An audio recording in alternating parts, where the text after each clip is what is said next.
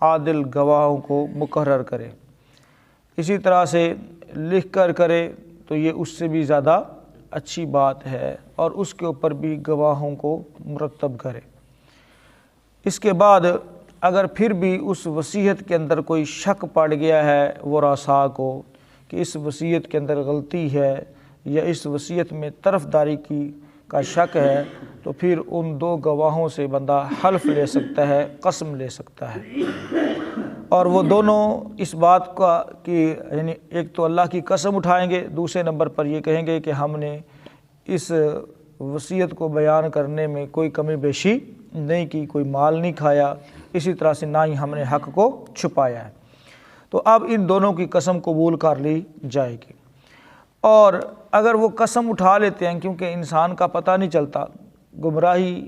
اور لالچ انسان کو بہت دور تک لے جاتی ہے، اگر وہ دونوں جھوٹی قسم بھی اٹھا لیتے ہیں، جھوٹی قسم اٹھا لیتے ہیں اور لوگوں کو مطمئن کر دیتے ہیں، تو پھر اس کا کیا حل ہے؟ دیکھیں نا، بہت ساری معاملات کے اندر انسان اس طرح کی جو ہے پولنگ کر جاتا ہے، اس طرح کے معاملات میں جب لالچ انسان کے پاس ہو بہت زیادہ، تو پھر بندہ اللہ کے ساتھ بھی فراڈ کرنے کی، دھوکہ کرنے کی کوشش کرتا ہے۔ تو اللہ رب العالمین نے پھر اس کا حل بتایا، فرمایا فَإِن، پس اگر عُثِرَ، اطلاع پائی، اگر اطلاع مل گئی، عَلَىٰ أَنَّهُمَا، کہ بے شک یہ دونوں، اگر بندہ اطلاع پائے بعد میں کہ بے شک ان دونوں نے استحقا اثمن، یہ دونوں گناہ کے مرتکب ہوئے ہیں، انہوں نے جھوٹی قسم کھائی ہے، ان دونوں نے جھوٹی قسم اٹھا لی ہے، فآخرانی، پس پھر دو الگ سے، یقومانی، وہ کھڑے ہوں گے، مقامہما، اپنی جگہ پر، من الذین، ان لوگوں میں سے، استحقا علیہم الاولیان، جو زیادہ مستحق ہیں ان پہلے دونوں سے، پہلے دونوں سے زیادہ قریب ہیں، زیادہ مستحق ہیں، فیقسمان باللہ، پس وہ اللہ کی قسم اٹھائیں گے، لشہادتنا، اور کہیں گے البتہ ہماری گواہی، احق، زیادہ معتبر ہے، زیادہ بہتر ہے، زیادہ سچی ہے، من شہادتہما، ان دونوں کی گواہی سے، ان دونوں کی گواہی سے، وما اعتدینا، اور ہم نے زیادتی بھی نہیں کی، ہم نے زیادتی بھی نہیں کی۔ اگر ان کے بارے میں پتہ چل جائے کہ انہوں نے جھوٹی قسمیں اٹھائی ہیں، تو پھر دو مزید اس سے، ان لوگوں سے زیادہ معتبر لوگ، ان لوگوں سے زیادہ سچے لوگ، وہ کھڑے ہوں گے اور اپنی جگہ پر قسم اٹھا کر کہیں گے کہ ان لوگوں نے جھوٹ بولا ہے اور ہم صحیح بات کہہ رہے ہیں، اور ان کی جھوٹ قسم اٹھانے کے دلائل بھی وہ پیش کریں گے۔ فرمایا اللہ تعالیٰ نے کہ جب وہ یہ بات کہیں گے، اِنَّا اِذًا لَّمِنَ الظَّالِمِينَ، یعنی اگر ہم نے زیادتی کی یا ہم نے غلط بیانی کی، تو پھر تب ہم ظالموں میں سے ہوں گے۔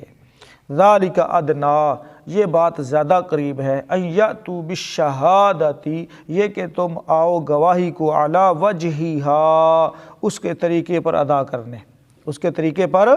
ادا کرنے، یعنی اگر یہ پابندی نہ لگائی جائے کہ ان کی قسم کو کوئی رد کرے گا، چیلنج کر لے گا ان کی قسم کو، تو پھر تو ہر بندہ ہی قسم اٹھا کے اپنا کام چلا لے گا۔ تو اس لیے اللہ تعالیٰ نے یہ چیلنج کرنے کا معاملہ کھول کے رکھ دیا، تاکہ گواہی اپنی اصل طریقے پر ادا کی جائے۔ یہ زیادہ قریب ہے کہ تم گواہی اپنے طریقے پر ادا کرو، او یخافو، یا پھر ڈرو اس بات سے، ان ترد، یہ کہ جھٹلا دیا جائے گا، رد کر دیا جائے گا، ایمان، ان کی قسموں کو، بعد ایمانہم، ان کی قسم کے بعد، یعنی ان کی قسمیں ان کی قسموں کے بعد رد کر دی جائیں گی۔ تو اس لیے یہ بندے کو خوف رہتا ہے کہ مجھے مجلس میں جھوٹا قرار دے دیا جائے گا، تو اس بات سے بھی بندہ ڈر کے بعض اوقات اپنی اصلاح کر لیتا ہے، تو یہ بھی بہتر بات ہے۔ فرمایا واتقوا اللہ، اور ڈرو اللہ سے، واسمعوا، اور سنو، واسمعوا، اور سنو، غور سے سنو، اللہ تعالیٰ نے جو احکامات دیے ہیں ان کو اچھی طرح سے سنو گے تو پھر اس کے اوپر عمل بھی ہوگا۔ واللہ، اور اللہ، لا یہدی القوم الفاسقین، نافرمان لوگوں کو ہدایت نہیں دیتا، اللہ تعالیٰ نافرمان لوگوں کو ہدایت نہیں دیتا۔ ترجمہ دوبارہ سے دیکھیں، فَإِنْ عُثِرَ عَلَىٰ أَنَّهُمَا اسْتَحَقَّا إِثْمًا، پھر اگر اطلاع پائی جائے کہ بے شک وہ دونوں کسی گناہ کے مرتکب ہوئے ہیں، فَآخَرَانِ يَقُومَانِ مَقَامَهُمَا، تو دو اور ان کی جگہ کھڑے ہوں گے،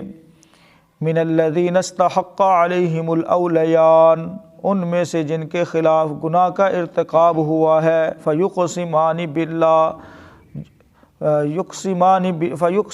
بِاللَّهِ لَشَهَادَتُنَا، پس وہ دونوں قسمیں اٹھائیں گے اللہ کی کہ ہماری، البتہ ہماری گواہی، احق من شہادتہما، زیادہ حق پر مبنی ہے، زیادہ سچی ہے ان دونوں کی گواہی سے، وَمَا اعْتَدَيْنَا، اور ہم نے زیادتی بھی نہیں کی، اِنَّا اِذًا لَّمِنَ الظَّالِمِينَ، بے شک یقیناً تب ہم ظالموں میں سے ہوں گے اگر ہم زیادتی کریں گے یا ان کی جو قسم ہے یا ان کی جو گواہی ہے ان کو جس کو جھٹلائیں گے۔ ذَلِكَ أَدْنَىٰ أَن يَأْتُوا بِالشَّهَادَةِ عَلَىٰ وَجْهِهَا، یہ زیادہ قریب ہے کہ وہ گواہی کو اس کے طریقے پر ادا کرے، او يَخَافُوا أَن تُرَدَّ أَيْمَانٌ بَعْدَ أَيْمَانِهِمْ، یا اس سے ڈریں کہ ان کی قسمیں ان قرابت داروں کی قسموں کے بعد رد کر دی جائیں گی۔ وَاتَّقُوا اللَّهَ، اور ڈرو اللہ سے، وَاسْمَعُوا، اور سنو غور و فکر سے اللہ کے احکامات کو، وَاللَّهُ لَا يَهْدِي الْقَوْمَ الْفَاسِقِينَ، اور اللہ نافرمان لوگوں کو ہدایت نہیں دیتا۔ محترم بھائیو، گواہی کو اس کی اصل شکل اور اصل صورت میں لانے کے لیے یہ اللہ تعالیٰ نے اقدامات فرمائے ہیں، یہ احکامات نازل فرمائے ہیں، تاکہ ہر جنا کھڑا ہی قسم اٹھا کے اپنا کام نہ چلا لے اور دوسرے کے ساتھ زیادتی نہ کر پائے۔ تو ایسے میں شہادت یعنی گواہی کی جو اصل صورت بن پڑتی ہے وہ کچھ یوں ہے، اس کو اچھی طریقے سے یہ خلاصے کے طور پر میں آپ کے سامنے بیان کر رہا ہوں۔ پہلی چیز یہ ہے کہ جب بندہ کوئی بھی وصیت کرتا ہے تو وصیت لکھ کر کرے اور اس کے اوپر بھی دو گواہوں کو مقرر کرے، اگر لکھ کر نہیں کرتا تو زبانی کرتا ہے تو تب بھی اس کے اوپر دو گواہوں کو مقرر کرے، اور وہ دو گواہ اس کے نزدیک معتبر ہونے چاہیے۔ ذوا عدل منکم کا مطلب کیا ہے کہ دو گواہ معتبر ہونے چاہیے۔ پھر اگر ورثاء اس وصیت کے اندر کوئی شک کرتے ہیں تو ان دونوں سے مسجد کے اندر حلف لیا جائے گا ساری مخلوق کے سامنے کہ یہ دو بندے جو بات کر رہے ہیں وہ اللہ کی قسم اٹھا کر کہیں گے کہ ہم نے اس بات میں نہ کوئی کمی بیشی کی ہے نہ کوئی مال کھایا ہے، جیسی ہمیں وصیت کی گئی تھی ویسی ہم نے وہ بیان کر دی ہے۔ اس کے بعد اگر پھر بھی شک رہے اور بندے کو دلائل مل جاتے ہیں کہ ان دونوں نے جھوٹی قسم اٹھائی ہے، دلائل مل جاتے ہیں، دلیل موجود ہے کہ ان دونوں نے کیا کیا، طرفداری کیا یا جھوٹی قسم اٹھائی ہے، تو پھر جو دلائل دینے والے لوگ ہیں یا میت کے زیادہ قریب لوگ ہیں اور زیادہ معتبر ہیں، پھر وہ دو کھڑے ہو کر قسمیں اٹھائیں گے اور کہیں گے کہ ہمیں پتہ ہے کہ یہ لوگ کیا کر رہے ہیں، جھوٹ بول رہے ہیں، ٹھیک ہے، یہ لوگ جھوٹ بول رہے ہیں، اور پھر وہ قسم دیں گے اور پھر ان کی قسم کا اعتبار کیا جائے گا۔ یہ سارا انتظام اللہ تعالیٰ نے کیوں کیا؟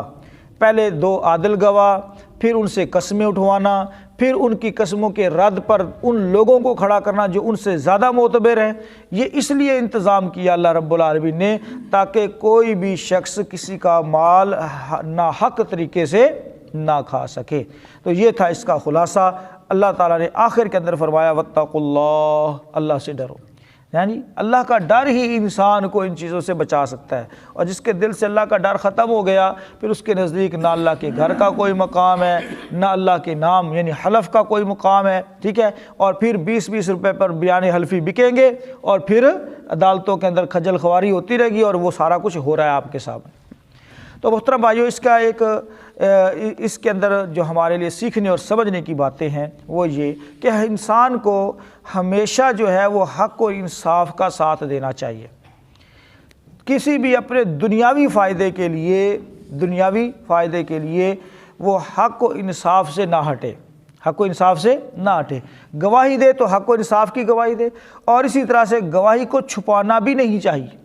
گواہی کو چھپانا بھی نہیں چاہیے، اور نہ ہی اسی طرح سے جھوٹی قسم اٹھانی چاہیے۔ پیچھے ہم جھوٹی قسم کے متعلق بھی پیچھے پڑھ کر آئے ہیں، ٹھیک ہے نا، کہ جھوٹی قسم اٹھانا یہ گناہ کبیرہ ہے، گناہ کبیرہ۔ لا یؤاخذکم اللہ باللغو فی ایمانکم، پیچھے پڑھا ہے نا ہم نے کہ تو اللہ تعالیٰ تمہاری ان لغو قسموں کے اوپر مواخذہ نہیں کرتا، ٹھیک ہے، جو تقیہ کلام کے طور پر ایسے ہی زبان پر چڑھی ہوئی ہوتی ہیں، ان کے اوپر کوئی مواخذہ نہیں ہے، لیکن جو تم نے دل سے اٹھائی ہے، قصداً اٹھائی ہیں، ان کے اوپر مواخذہ ہے۔ اور پھر اگر کوئی بندہ جھوٹی قسم اٹھاتا ہے تو یہ کیا ہے ہی گناہ کبیرہ۔ قسم کی 3 اقسام پیچھے بیان ہو چکی ہیں، پھر اس کا کفارہ، اس کا جرمانہ بھی بیان ہو چکا ہے، ساری باتیں۔ تو بہرحال اصل چیز یہی ہے واتقوا اللہ، اللہ تعالیٰ کا ڈر اور خوف، یہی انسان کو بچا سکتا ہے۔ اور اس سے اگلی بات واسمعوا، بھئی غور سے سنو گے تو اس کے اوپر عمل کرو گے نا،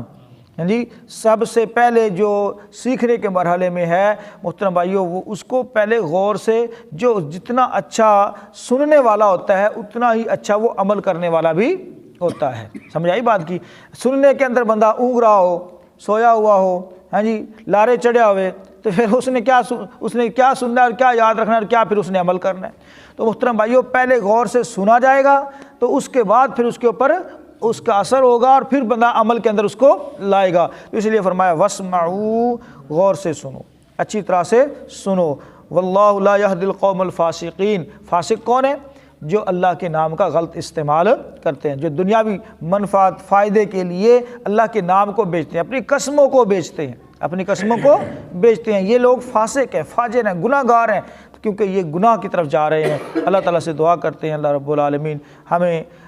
وصیت اور اسی طرح سے جو دیگر اس کے احکامات ہیں ان کو صحیح طور پر سمجھنے اور عمل کی توفیق عطا فرمائے۔ دیکھ لیجیے آیات کو، جو بات سمجھ نہ آئے تو پوچھ لیجیے۔